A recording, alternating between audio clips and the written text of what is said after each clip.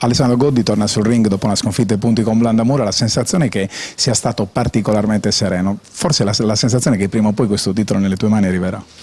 Sì, hai detto bene, mi sento sereno, sono stato sereno, ho la convinzione che prima o poi questo titolo sarà nei nostri fianchi e del team Lloyd, dunque una sconfitta nello sport si vince e si perde.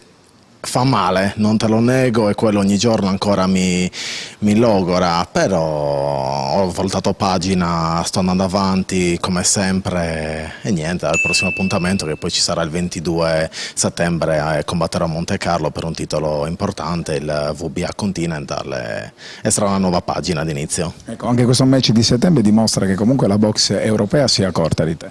Sì, questo per me è una cosa che mi fa tantissimo piacere e sicuramente anche la mia famiglia.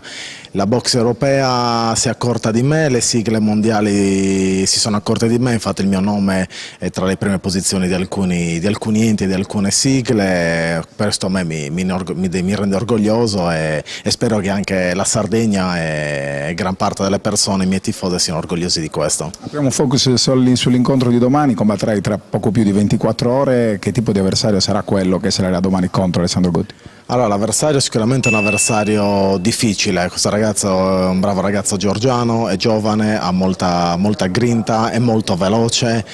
Io ho detto al mio allenatore che non mi piacciono le strade tutte in discesa o in pianura, a me piacciono le strade in salita, il mio percorso è sempre in salita e voglio che sia così, perché poi quando ci sarà una percentuale di pendenza un po' inferiore potrò respirare anche io come tutti, però non mi pesa nulla, non mi pesano gli avversari, il mio lavoro, io sono uno che lavora pesante tutti i giorni e meno male che è così, perché se non fosse così a quest'ora avrei già finito. Ci sarà domani la diretta streaming, ma per chi volesse andare a vedere Alessandro Goddi dal vivo?